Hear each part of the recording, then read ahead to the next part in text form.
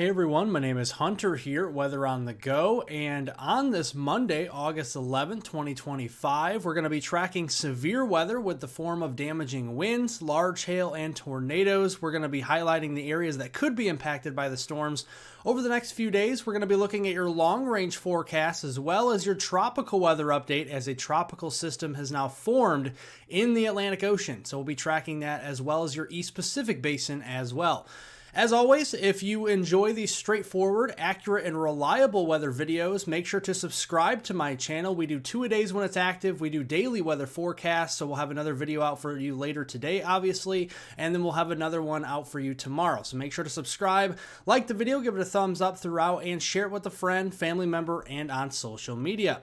So let's get into it here and let's talk our high temperatures this afternoon. And we're going to be seeing some warmer temperatures back into the desert Southwest, extending up into the Pacific Northwest, well into the 90s, even low 100s this afternoon.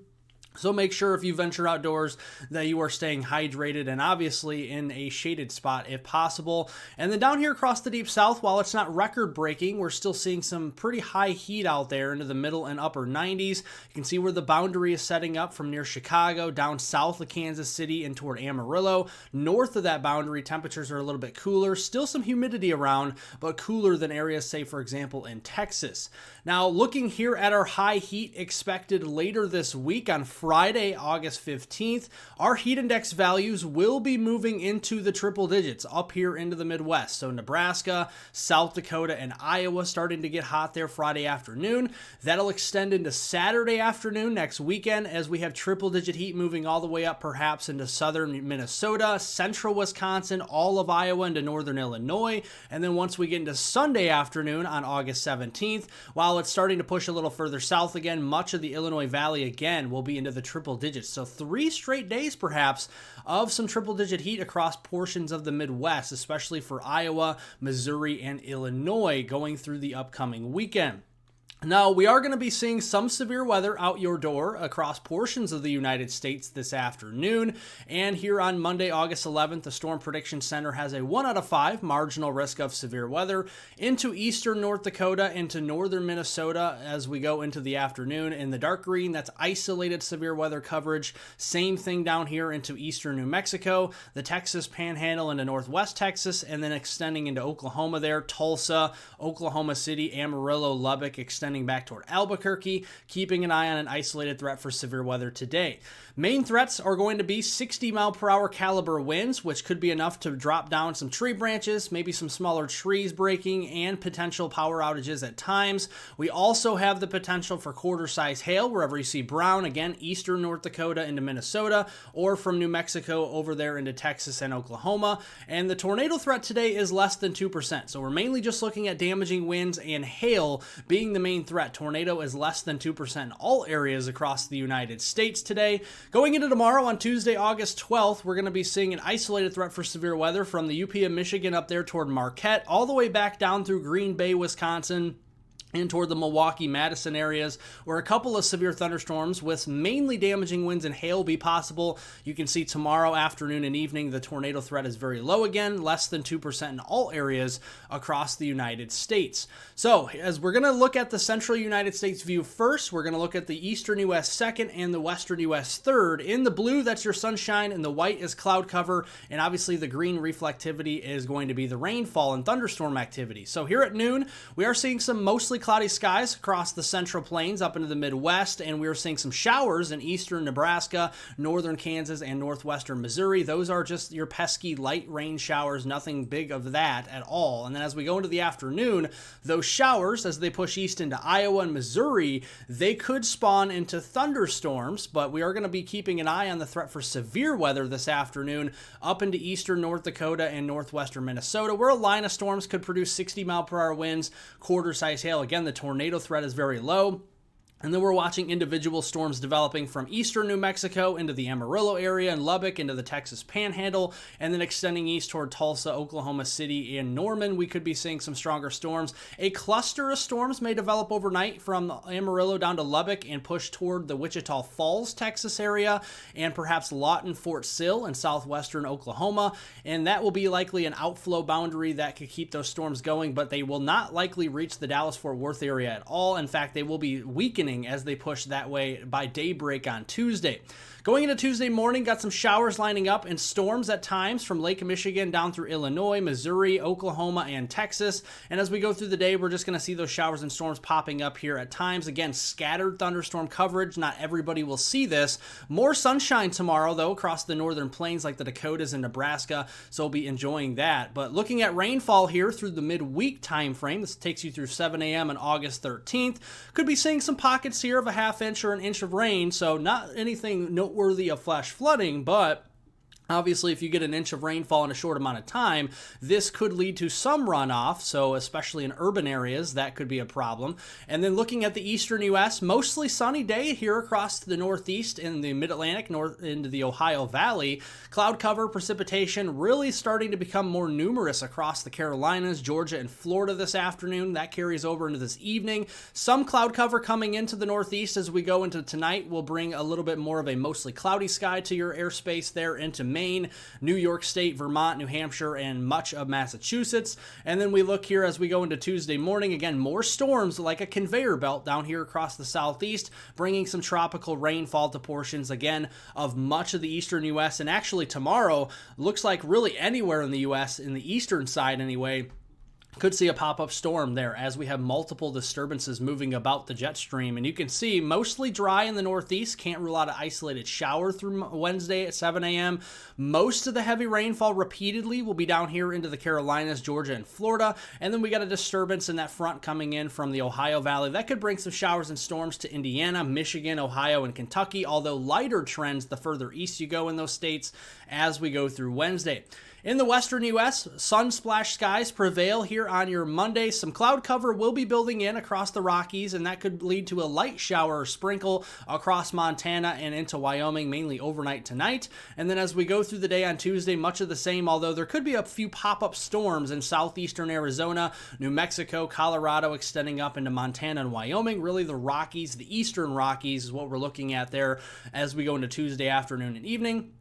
Once the sun sets, the instability sets down as well, and the storm coverage and intensity will decrease as we go towards Wednesday morning. Very dry out west. A lot of areas, especially the immediate west coast, bone dry. Wettest areas will be southeastern Arizona into New Mexico and eastern Colorado, where we could see some pockets of over a half an inch of rain, again, in scattered pockets. Not everybody will see that in those states.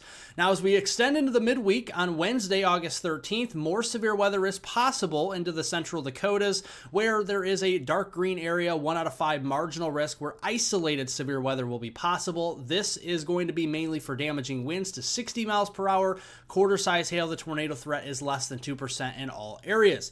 Now, extending past Wednesday into the late week, look at the storm energy as it starts to build up by Thursday afternoon here, and then especially for the upcoming weekend, Friday, Saturday, and Sunday. You can see that charcoal color starting to show up there into the upper Midwest. That means there's extreme levels of storm energy, and there will be storms around to take advantage of that here. As we go into Wednesday evening, we could see some scattered thunderstorm clusters starting in the Dakotas. That could be bringing, again, damaging winds and some large hail. Tornado threat right now appears to be low. We'll keep an eye on that as we get closer. Thursday could have a pretty substantial complex of storms dropping out of Manitoba and Ontario into North Dakota and Minnesota. That could drop south into Iowa even as we go into Thursday night or early Friday morning. And then we're just going to see repeated rounds of storms complexes that could bring your damaging winds, your large hail and tornadoes, even flash flooding rainfall back to the picture once we go into this upcoming weekend. But mainly for Thursday, Friday, Saturday, and Sunday, that 4-day period we'll be keeping an eye on. And that is a signal here that the upper Midwest will be getting very active as we go into the upcoming weekend. The main storm track, however, will be across southern Canada toward the Hudson Bay. That's where a lot of your stronger low pressure systems will be. But pieces of energy, spokes of energy, will be dropping southeast out of that. And then we got the southeast coast areas again inundated by tropical moisture once more. Let's look here at your long range forecast extending into the following week. This is next Monday, August 18th through the 23rd or 24th. Notice a lot of the country is going to be above normal with temperatures, especially there in the Rockies. We're going to be well above normal. So a heat wave is ticketed for the Rockies by the third week of August.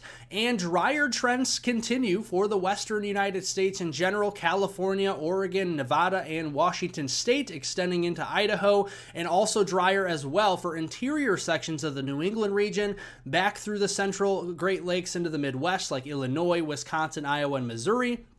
And then wetter trends further south and east toward the Gulf Coast and up the southeast coast region, and then up into the northern plains in the Dakotas or the monsoonal flow in Southern California and Arizona near Phoenix. Could be seeing some high moisture as we go into the third week of August. Turning over to your tropical weather update here, we have Hurricane Henriette as a Category 1 there just to the north of Hawaii, and post-tropical cyclone Evo, which is basically going to be nothing over the next 24 hours. We look at Hurricane Henriette, maximum sustained winds 85 miles per hour, moving quickly northwest at 18 miles per hour. Will likely remain a hurricane through tomorrow afternoon before dropping back to tropical storm and eventually post-tropical cyclone status later on this week as it encounters some cooler water there in the Pacific Ocean in general. And here is post-tropical cyclone Evo, still maximum sustained winds 30 miles per hour, moving west-northwest at 10 miles per hour. So you can see Henriette here is not a threat to land at all. It's going to be moving into the central Pacific basin.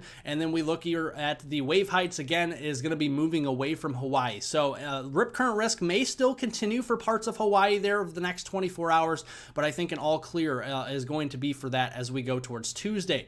Now looking here at the East Pacific Basin, you blink, you miss it. There is post-tropical cyclone Evo. That's going to be moving westward here and basically a blip once we get towards the next 24 hours there on Tuesday. So nothing to worry about. It's going to be moving into a hostile environment for what a tropical storm or hurricane represents.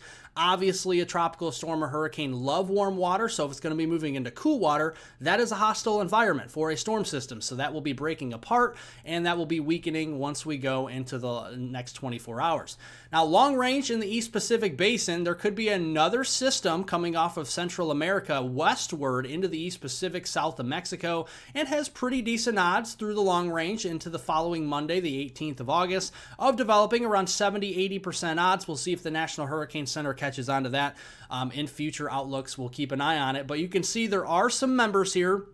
Not very strong members, but there are members here that are producing tropical storm, maybe even a Category 1 hurricane sometime as it gets further west there into the East Pacific Basin. Again, we'll keep an eye on that. Looking here at the satellite view of the Atlantic Basin here closer to home, and we are looking at Tropical Storm Erin that has formed, Erin with an E, and that is moving just west of the Cabo Verde Islands of Africa. And you can see here the latest cone from the National Hurricane Center, and I'll show you that cone right now. You can see tropical storm status all the way up through Wednesday morning, and then you see the H there. That means hurricane, Category 1 hurricane expected by Wednesday afternoon, evening, and then the M at the end of the forecast uncertainty cone there on Saturday.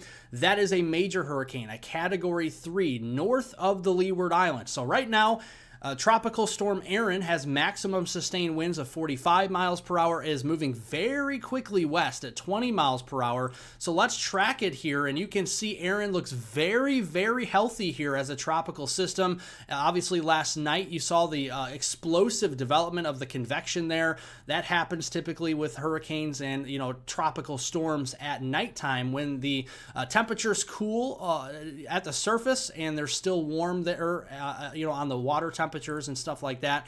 We look here at the intensity guidance. A lot of the model members are pushing this into Category 2 status once we get past about 5 days, and you can see actually a couple of them get well into Category 3, possibly getting into Category 4 status. So a major hurricane is likely, and it's not out of the realm of possibility of happening because the thermodynamic parameter space here is very high for a system to become explosively rapidly intensifying in the southwest Atlantic, and you can see it is well above the historical average with those ocean temperatures. So the track here, this is the European ensemble guidance. This is 51 members, so these are all not the same. These are all the same storm system. These are not all different low pressure systems. So a lot of this takes it to the north of the Leeward Islands here and then kind of tries to curve it, but how fast that curve happens is still a little bit of an uncertainty at this point. We'll keep an eye on it. The GFS, the American ensemble guidance, is 21 members, and notice it's very similar to the European ensemble envelope, so we're going to keep an eye on it. There are some stragglers down here toward the Bahamas, so obviously if you're in the Bahamas or even the eastern seaboard of the United States from Florida to Maine and even Nova Scotia, you want to be on high alert for this system. And if you are in Bermuda, I would be on very high alert from this system as it moves closer here over the next 5 to 7 days.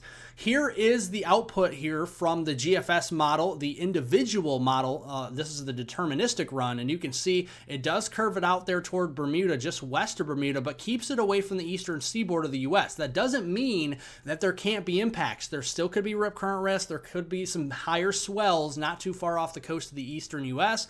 if this model verified. If the European model verified, you can see it gets a little bit closer. So you can imagine maybe even the wind field getting close to the Outer Banks there of North Carolina, and possibly even some rip current risks as well as rough surf and stuff like that and swells. So be keeping a very close eye on the system over the next few days for you on the channel, that is for sure. If you enjoy these straightforward, accurate, reliable weather videos, make sure to subscribe to my channel. We'll have another video forecast out for you later today. We'll also have another video forecast out for you tomorrow, etc. So subscribe to the channel for that. Turn on post notifications so you're notified for future videos and live streams I do on the channel. And also like the video, give it a thumbs up. Helps to get all this vital information to more and more people. The more likes we get and the more shares we get. So share this video with friends, family, and on social media. And of course, if you have any comments, questions, and concerns, make sure to jot them down. Don't hesitate to ask any questions. All your questions are important to me, so I appreciate it. I'm here 24/7 for y'all. So thank you all for watching. Thanks for the support, and have a wonderful and safe rest of your Monday out there.